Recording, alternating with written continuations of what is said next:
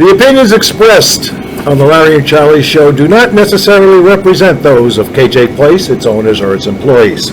Caution, you're about to hear the naked truth with no apologies. Live from 2500 West Meadow Avenue in Kenner, Louisiana, you've got the Larry and Charlie Show. We need points to be a zero. It is what it is. Hey everybody, thanks for joining us. We appreciate your likes. We appreciate your subscribing. Tonight we got a special guest, Mr. Zach, who has got over 20 plus years of ghost hunting experience. In our audience is his partner, Ms. Drina, who also ghost hunts with him, but doesn't like to be on video. So what are you going to do? Yeah. Well, thanks for having me, guys. I appreciate it. Well, it's great. Go ahead, Joe. Tell us a little bit. Come on. Give us some interesting stuff. All right. Like Larry said, I've been doing this for about 20 years. Got interested as a child. Grew up in a haunted place. Watched some different paranormal activities. Watched an old Kirby vacuum get moved back and forth, power cord get yanked by something I couldn't find. So I've been trying to hunt for the truth ever since then. Have I ever found the Holy Grail? No, but I found some really cool evidence along the way. Right. Now, do you do this with a cool group of friends and a dog? Do you have the munchies a lot? I do occasionally, and I do like a good Scooby Skack at times. All right. But no, Fred, he quit the group, and he's now working on Wall Street somewhere. So, Well, that's how it ends. You know, Yeah. that's how it goes. That's how it does go. yeah. What you got, Larry? When you do ghost hunting, what kind of perspective do you walk in with? Do you believe there's ghosts there, or do you believe that what's going on can be explained? Well, one thing we always try to do, Trina and I, is we try to find, and other groups that I've worked with and stuff, we always try to find the physical reason, the legitimate reason. I mean, I've investigated houses that, people swearing down, oh, there's ghosts everywhere, and this and that, blah, blah, blah, blah, blah. And it's, raccoons in the attic, squirrels in, somewhere, rats in the walls, roommates playing pranks and stuff like that. I'd probably say 80% of the present residences I've investigated over the years, anywhere 80 to 90% have been, there's a physical reason for it. Okay. Just because there's a bump going on tonight just doesn't mean it's ghosts and goblins, so. If you're a roommate and you let investigators come and set up and everything and spend a whole night there, and you knew you were setting this shit up the whole time, you're a bit of a dick. Exactly. You're a bit of a dick. Don't do that. You're a bit of a dick. Mm-hmm. I second that. Well, why not? I happen to agree with you, Charlie. So you've been all over the place. I have. You've been in New Orleans a few weeks now. I've been here a few weeks, visited here in October, fell in love with the city. We fancy ourselves the ghosty capital of the United States. I know a lot of other places do as well. What's the weirdest thing you've had happen since you were here? Since I've been here, and I haven't gotten out. I haven't gotten out a lot so far since I've been here. Just been getting used to everything. But we did a private home investigation. There's a young lady here in the audience with us tonight. We investigated her home last Wednesday. And we set up the spirit box and we're asking, just initial questions. Who's here with us? Can you tell us about yourself? Try to initiate conversations. Well, we got a voice through that said Phil, and it was a younger sounding voice. She's like, I have no idea who Phil is. She brought out a ring later in the night, and we had some weird different things happen that we couldn't explain. Well, all of a sudden she brings a ring out, and she's like, yes, my grandmother's second husband, Philip, gave me this ring. And we're like, Phil. So went back in the room, excuse me, and we set up the spirit box again and everything, and started getting answers to questions from a female voice. And I said, do you recognize this voice? She's like, oh my God, this is my grandmother. No shit. And just a lot of emotion and just, tears streaming down the face and everything. And it was one of the most beautiful investigations What was I've your ever done. grandmother's name? Aurelia. Aurelia? Isn't that how old people operate, though? Like, Phil's standing there, and he's like, Phil! And she, I don't know how to work this damn thing. Aurelia, come tell him. Exactly. I was trying to show him the thing, It is. It's exactly how they do. They're like that for eternity, I guarantee it.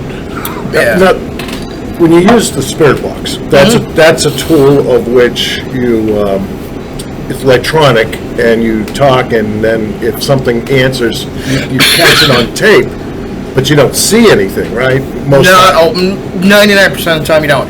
It's a white noise generator. It uses different radio frequencies up and down the bandwidth and everything, and sometimes you'll get snippets of music and stuff like that. And you just got to kind of learn to train your ear to, what's, a snippet of the radio station versus, you're getting an actual voice through and stuff like that. How many radio stations is it flipping at a time, do you know? Depending on the speed, I've got one set at 250 megahertz, and it flips through from the top of the band to the bottom of the band on FM. I mean, you're not going to get any audible, words when you're flipping that fast from a song. Sometimes it'll stop for a second, and you'll hear a snippet of a song or something like that. And you're like, oh yeah, I know this song. I heard that the other day. So now that Don Imus is dead, and you get a snippet of Don Imus in syndication, who are you talking to? Is that the Ghost, or is that Don Imus? It could be either. You could get Rush, or you might not get Rush. You don't know. Yeah. Well, I hear Rush every day. Right. Through a spirit box? That's weird. Yeah, it Do that is a house? spirit box. It looks like my phone, Man. and I go and I hit this button here, and through my little earpiece. It's a phone, Larry. We don't use beepers anymore. It's a phone. I didn't say people. I use my little earpiece, and I listen, and I hear Rush's voice. I mean, Rush talks to me from basically Central Time, 11 to 2 every day. Gotcha. And God knows, God rest his soul. But that's my spirit box. Okay. Gotcha. It only scans one station, though. Can we The one I'm listening to. can we get a demonstration of the spirit box? Yeah, definitely. Let me bring it up. I use two different versions of one. This one's more of a basic version, but it'll give you an idea how it scans through and stuff like that. And this is originally designed by a Spanish developer. So when you start it up, it's going to do hard stuff. And then it's an app called Radio Hack, and I've had good things with it. And as you can see there, kind of how it's scanning through and everything, it just scans through quickly and stuff like that. As you're hearing snippets and stuff like that. And after a minute or two, you're going to start asking it questions and stuff. Excuse me. Like, is anybody here with us right now?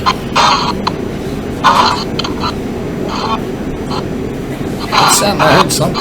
I heard something, too. Say again.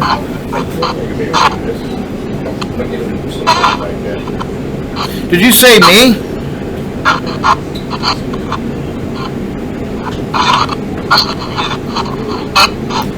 Did that just say I did?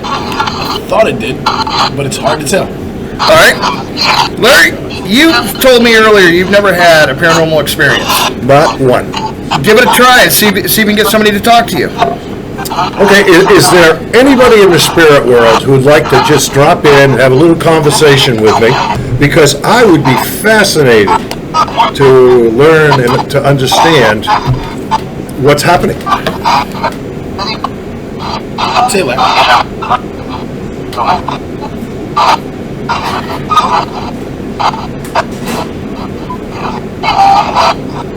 Now, you're not going to get full sentences. You're going to get snippets of words, partial sentences, and stuff like that. Mm-hmm. Does anyone want to talk to Larry here tonight? Do you think Larry's a good guy?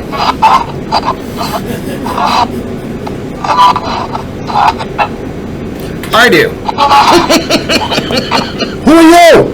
Can you give me your name? We can be friends. I need friends. And that was the part in the show where Larry invited a 12-foot demon to his house. I know. And it was he conjured a buddy, and it was a thing.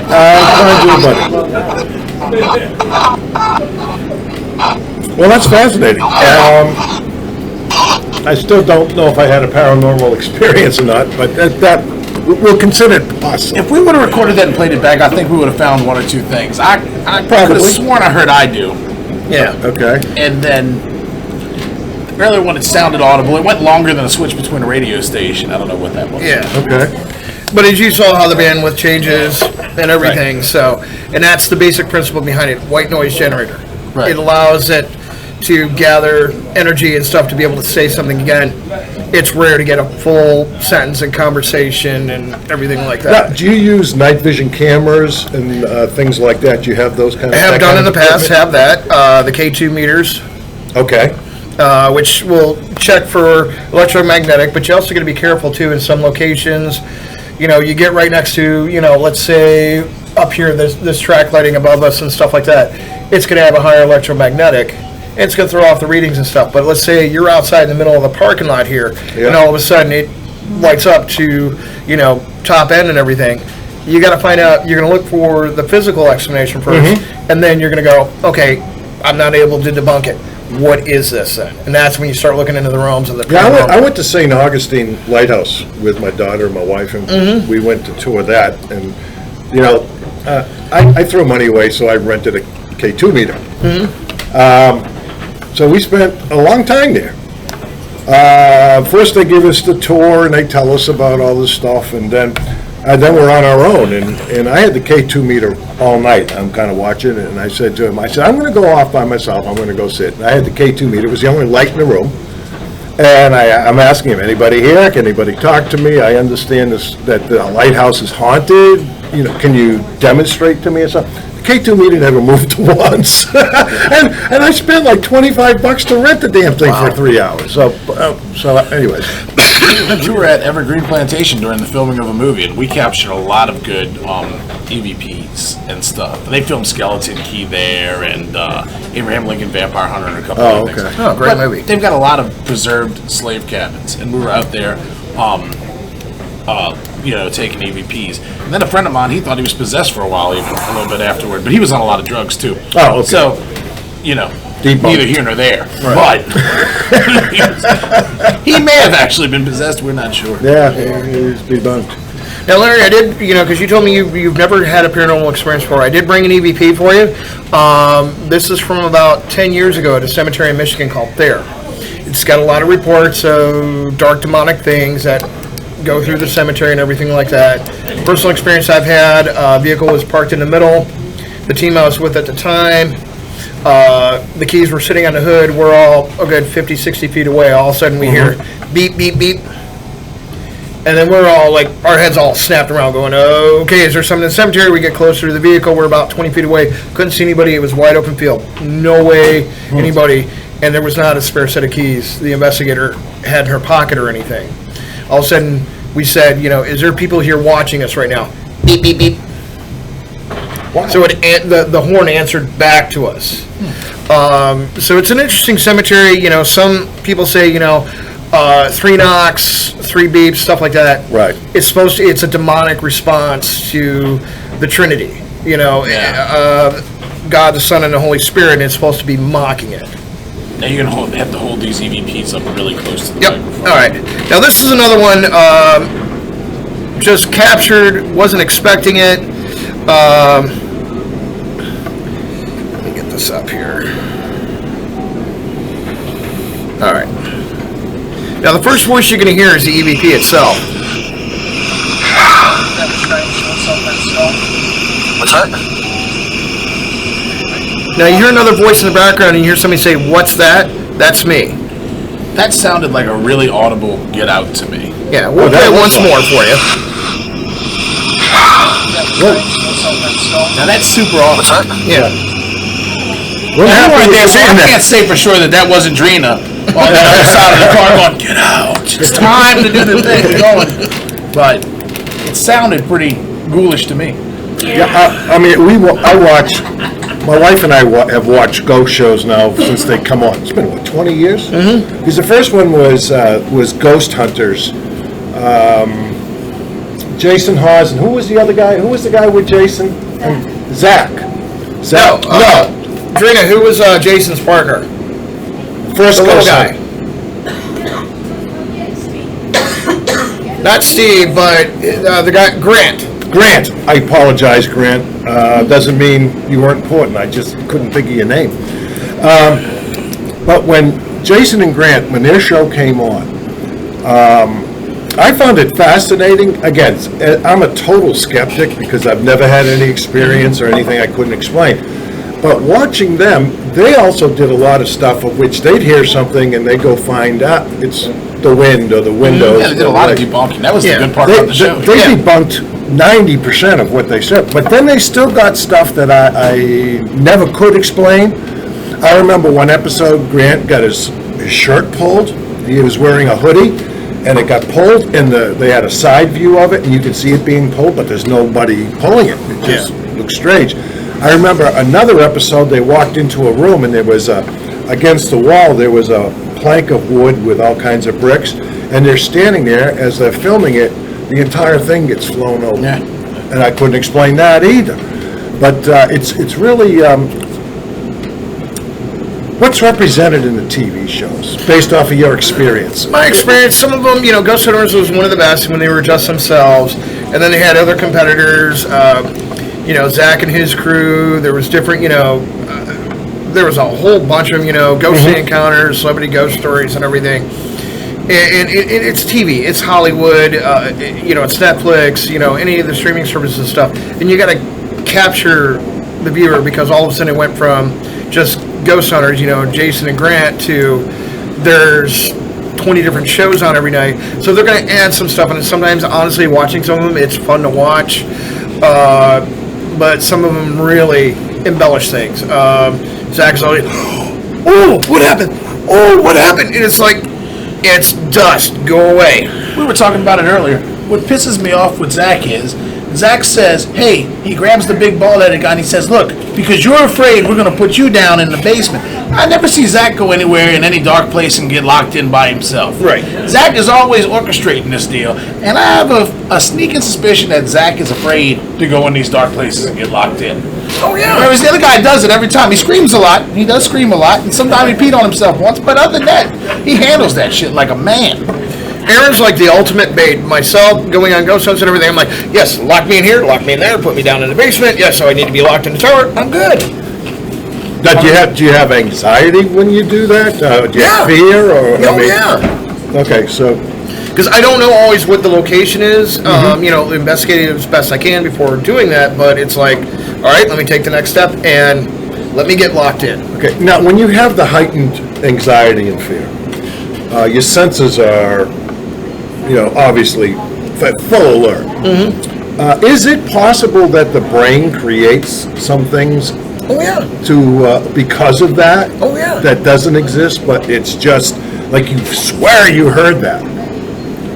I went through an experience like that in the Sorrel Wheat House in Savannah, Georgia, another really haunted location like New Orleans. And and the story was, in this part of the house, and it's in the carriage house on the top floor, a former slave had hung herself in that room. And at times I will use provocation, which is you kind of try to, because emotion is energy, and sometimes that will get the ghost to respond and stuff like that. I got locked in the room, and there was a REM pod, and a REM pod has an antenna. If something touches it, like electromagnetic energy or something like that, it'll light up. So it went off at times, but I was also seeing, and I think some of it was my mind playing tricks, I'm seeing shadows along the walls and everything, and it's a room about half the size of the room we're in now. And, I got, and I know some of it was my mind, it's my anxiety, I'm in a room that, this ghost is reported hates men and everything like that. And I know some of it was my anxiety. At one point I'm like, pound on the door, let me out. I just started freaking out. Okay. But the REM pod got touched 4 or 5 times. There were some shadows I saw. I kind of lost my mind as far as trying to get EVP and spirit box and everything like that. I was more my visual senses and everything. Zach, would I be a better ghost hunter if I drank heavily before going? I personally never do. Okay, I'm just wondering, because I've gone sober on a half dozen, and I got nothing. So I was thinking maybe if I drank profusely, I would... Well, when I was watching something last night, ghost tours in New Orleans and stuff like that, and the tour guide, she made it really funny. She goes, you drink more spirits to see more spirits. So some of them subscribe to it. I never do. I stay completely sober when I go on them, just so I'm not missing things or anything like that. Okay. So we can always try that, Larry, and see what happens. I know I'd have a good time. Well, shit, we regardless. should smoke some weed. Sounds great. Let's get drunk and smoke some weed, and then what we're gonna do? Whatever, it don't matter. It's fine. I know what I'm going to do. Either way. I'm going to chase the. If I'm smoking weed and drinking, I'm chasing the female ghosts. Yeah, I tell you, I'm done. Even if they ain't there, I'm chasing. That was fucking weird, Larry. That was some weird shit, man. Whoa, man. I don't even know what kind of sexual that is. I don't either. That's what I was. But in today's world, they say that anything goes. Right. Yeah. So I mean, There is no pussy, only Zool. Yep. Oh God! One investigation. This one lady, I don't know what was going on with her, but she is like, "Find me a spirit ghost. I need to get laid." And I'm like, "No, that's not what I'm here for." Whoa. And I'm like, "I'm not the ghost pimp." that's true. That's. Well, I mean, Succubuses, we got them all around here. And succubuses is the best. yeah. So no argument for me. So, what's your next go-to? Like, what's your dream ghosts adventure location like? And I've been to a lot of Key West is a fun location. For here, just in New Orleans, I'm really sad that St. Louis Cemetery 1 and 2 are locked down right now, but I would love to be locked into St. Louis Cemetery for the night inside, be able to sit among the crypts and everything, because I think that would be absolutely amazing. Another one is I would love to get back to the underground tunnels in Paris and stuff like that, and catacombs. And there's a pub I've been to in London I would love to get back to and do an overnight. I've done short stints there when I was in the Army and stuff. But I would love to get back there and just do an overnight. Well, as you get to know for this 48 city, hours. As you do more research on this city, you're going to find that there is a significant number of supposedly haunted buildings. Oh, yeah. I mean, my neighbor used to work at the Royal Sinester. Yeah, my dad worked there for Yeah, he worked in the Royal Sinester, and he was a manager. And I guess it's pretty common for the people who work there that they're going to have an experience. Yeah, they see shit. Yeah, they see shit. And I said, I still find that hard. I stayed at the Royal Sinester one night. I got nothing. All right? I mean, I slept pretty good, but that was it. And so he pulls out his iPhone and he shows me, and there he had apparitions behind people at the Royal Sinester. One of them was he was picking up a box, and there was something right on his shoulder, and that was a photo. I mean, it was an iPhone photo, so you don't doctor those two. Right. So I couldn't explain that. Right. You find stuff like that all the time.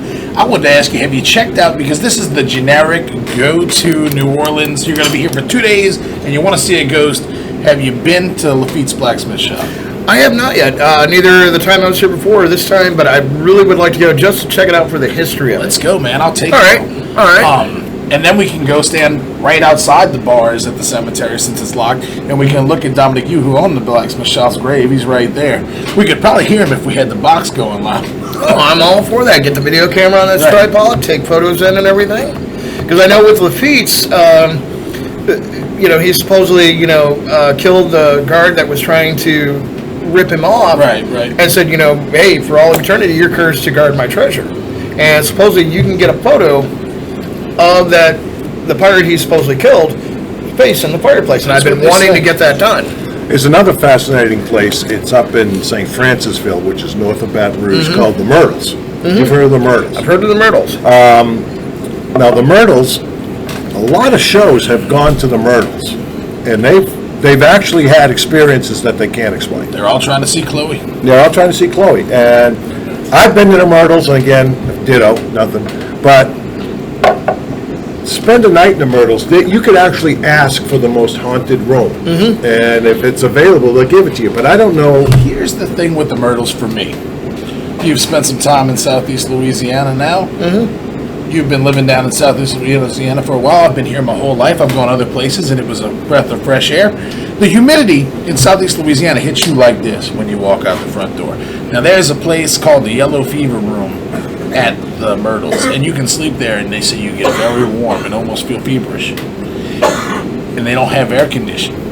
So in every room in the Myrtles is the damn Yellow Fever Room. It's hot as shit. Yeah. Is my point. I mean, that ain't no surprise. You got hot, me too. Yeah, that one I'd be going, okay, there's no AC, there's no air. Right. You know, I'm going to debunk this. But I do have a friend I've known for quite a while. I haven't talked to her in a few years, but she used to be a tour guide at the Myrtles. And she would tell me stuff, and, you know, she'd be like, send me photos and stuff, you know, hey, I caught this in a mirror, or, you know, this person, you know, on the tour caught this and stuff like that, or, you know, I've been touched and stuff. You know, nothing rough, nothing, you know, just, you know, stuff being thrown or anything, but just, you know, she's heard voices whispered in her ear, slightly touched on the shoulder and stuff, you know, like that and everything, but just minor stuff, but it's been constant. Interesting. Yeah, historically, those in the field will say that New Orleans is the most haunted city in America. It's been around a long time. It's got a colorful history. There's been a lot of tragedy and disease come through here. Fires. We were first, you know, the French and the Spanish had influence here. So it's an interesting place from that. And now when you go downtown and you get into the French Quarter and you walk around the French Quarter, and there are some interesting buildings that you look at and go, oh, you know, that's sort. Now they have a lot of ghost tours, you know, stuff like that, but those are just tourist traps, things, stuff. But there's a lot of people who swear that this is the most haunted city. There's not too many places down in New Orleans not haunted. Yeah, that's what they say. You know, I do real estate, and people ask me when they're renting an apartment, they'll say, has anybody ever died here? I'm renting you an apartment in the French Quarter that's 200 years old. I'm like, I don't know. Probably not. Yeah. Of course somebody's died there in the time it's been there. You know, that brings me to an interesting point. Some states and real estate locations, we don't have to disclose anything. You don't have to disclose it's haunted. No. Okay. Because I know some do because now. we don't recognize paranormal things. So, as far as the Real Estate Commission is concerned, paranormal stuff doesn't exist. However, I go to Our Lady of Perpetual Help Church, which is right down the street. It's a very old church. It's in a newer building now. Yeah. But it founded in like 1855. There was a plantation right at the corner of Williams down here by the river. And the plantation's no longer there, but I live on land that was part of the plantation land. We find horse bits and all kind of stuff. And this old church, anyway, we were there. A lot of the stuff in the church is from the original church. And there's a picture of Our Lady of Perpetual Help that the entire city of Canada, it was all over the news. People came from all around New Orleans and everywhere else. The Vatican came. It cried for several weeks. And we all stood there and watched this picture cry. And they tried to debunk it all kind of different ways. And they never were able to debunk it. We were there every day. We knew there was nothing leaking in the wall or anything like that. It came directly out of the tear ducts, and the picture is still stained with the tears. And then one day it just stopped crying, and they collected all the tears and saved them. And we don't know why it cried.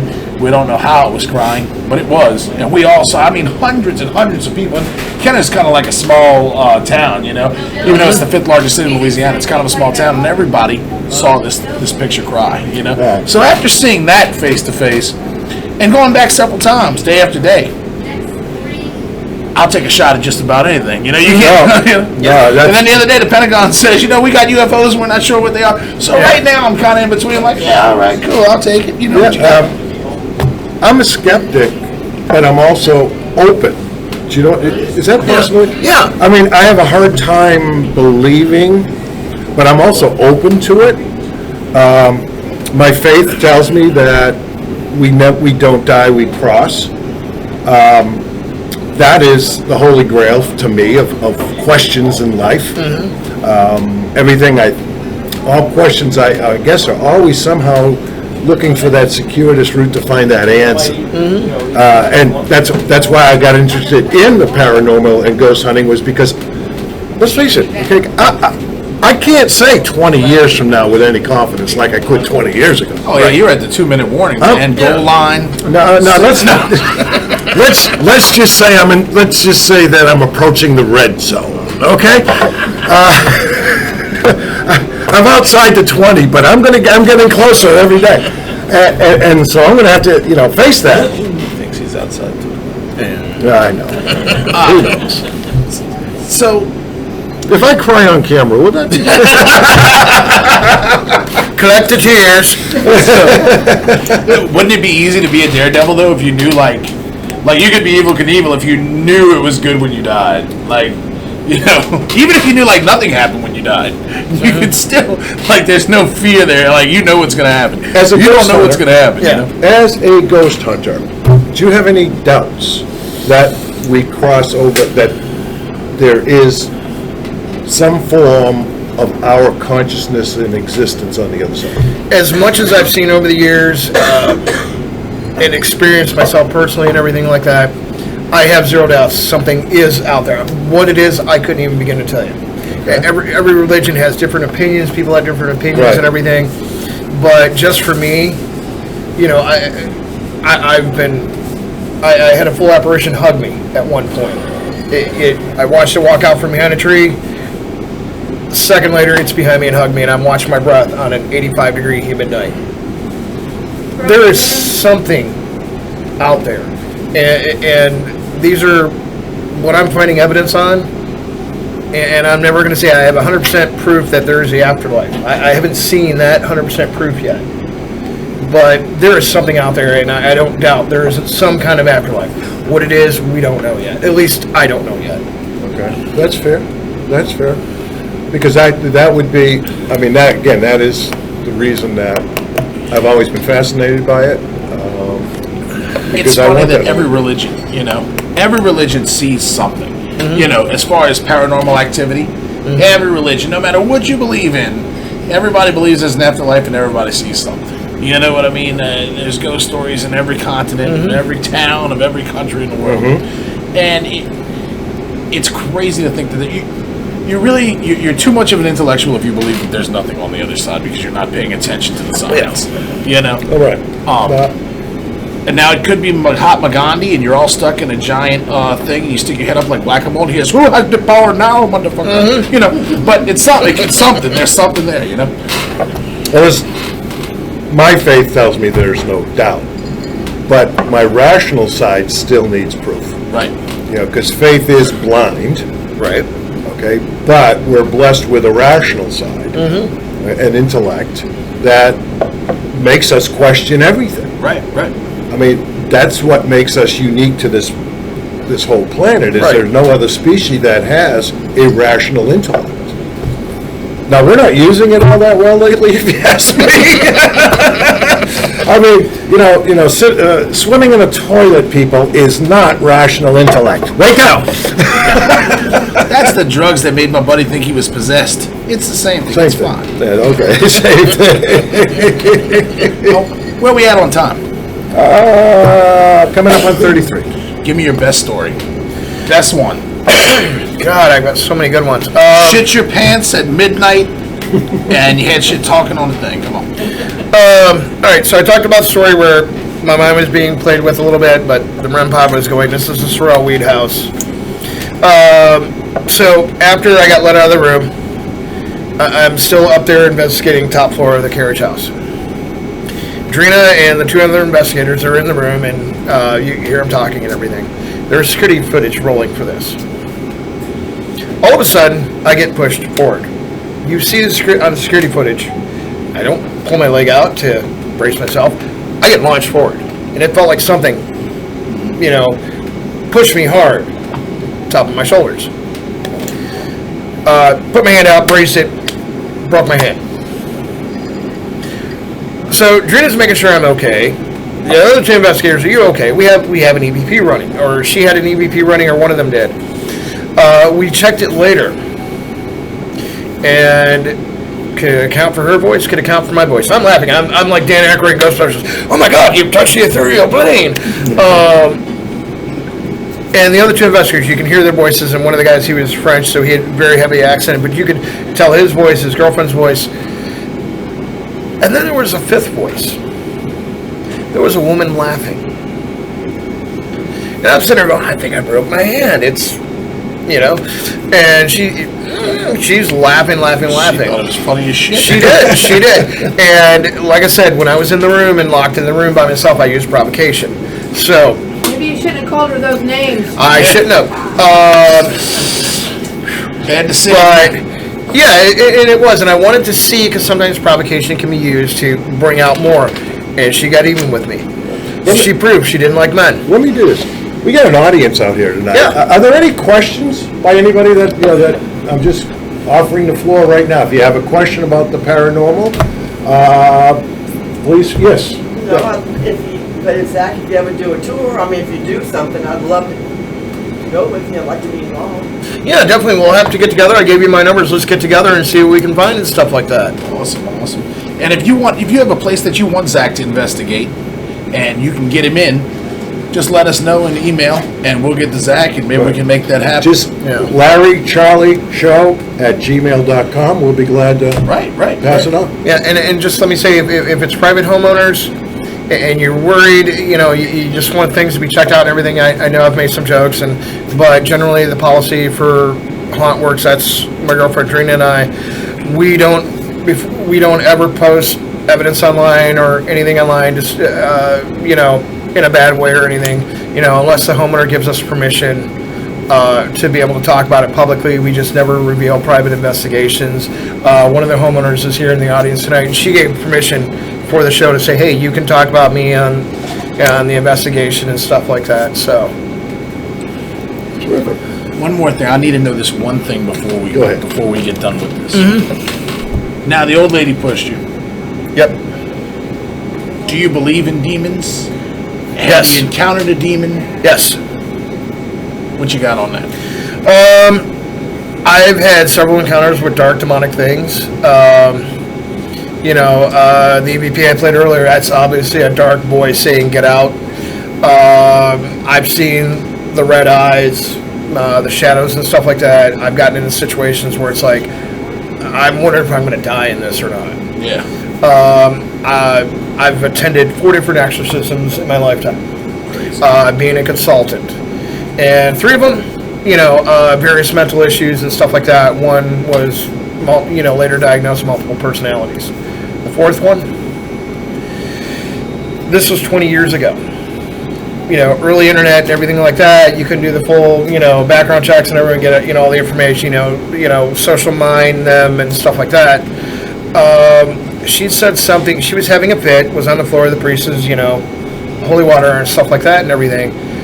She said something into my ear that 2 people on the planet at the time knew, and neither one of those people were on the continent, and there was no way she could have gotten this information, and she didn't even know, supposedly, I was coming. Crazy. Wow. So, the dark demonic, I've seen it, I've experienced it. It's not always the funnest thing. No, I bet not. Is it something that people should fear, or is it something that is there and literally have to open your arms and accept it for it to affect you? That's a very good question. I honestly don't have an answer. You see on some of the ghost shows, hey, my house is haunted by a demon and stuff like that. There is unfortunately some locations, and I'm not trying to be a fearmonger or anything like that, or beat the drums. Everything's dark demonic. But if it is a rough situation, if things are being thrown at you, you're hearing dark voices going, I'm going to kill you and stuff like that, see a therapist or see a mental health professional. Let's take the physical explanations out of things. And if all that fails, then contact somebody that is a ghost hunter and stuff like that, and look into it and stuff, because sometimes it can be handled by the local church, local exorcists and stuff like that, or sometimes burn some white sage in the house and stuff like that. So, but not everything is dark demonic. It's more rare than. I've seen sage used on all mediums use Oh, sage. they be smudging, bro. Yeah. They be smudging. I'm just wondering, They be smudging. is that folklore, or does it actually have an effect? It actually does have an effect. Really? My girlfriend loves the show Supernatural, and every time the lights flicker here during hurricane season, which is every goddamn day, she grabs salt, and she thinks that's the best joke ever. Get the salt! I'm like, all right, babe, we know, sit down. Come on. That actually works. I hear. in a belief. I hear. It does not keep the power on. It's hot as shit sometimes. Yeah. A funny thing, my daughter and I raised my daughter in the paranormal and everything. I took on her first ghost hunt when she was 10. Real kind of low-level situation. We were watching the first Conjuring movie. We were actually down in West Virginia to attend a funeral, and we were watching the first Conjuring movie. She's in her bed in the hotel room. I'm in my bed, and one of the roughest parts in The Conjuring comes on, demon in the basement and everything. All of a sudden, the lights in our hotel room flickered. And one stayed on, all the other ones flickered and went off. We're like, okay, we're not watching this now. But, speaking of The Conjuring, I did actually meet in the late 90s Ed and Lorraine Warren, the characters from the Conjuring movies. Yeah. Great people. Lots of belief and everything like that. And that's another scary moment in my lifetime. I was actually this close to the glass case that the actual Annabelle doll is in. Crazy. I've seen it. It's wild. I guess that's it for us today. Well, that's the time we have. That's our time. So, Zach. Thank you very much. Thank you so Thank you for much. having me, guys. It was a fun show. It was great. Thank you. And let's leave you with this thought. If you're exploring an old abandoned house in New Orleans and you put your hand in something sticky, that's not ectoplasm. Wash your hands, you nasty bastard. Yes. Until next time, have a good one, Adios, everybody. Bye-bye. Stay scary, everyone.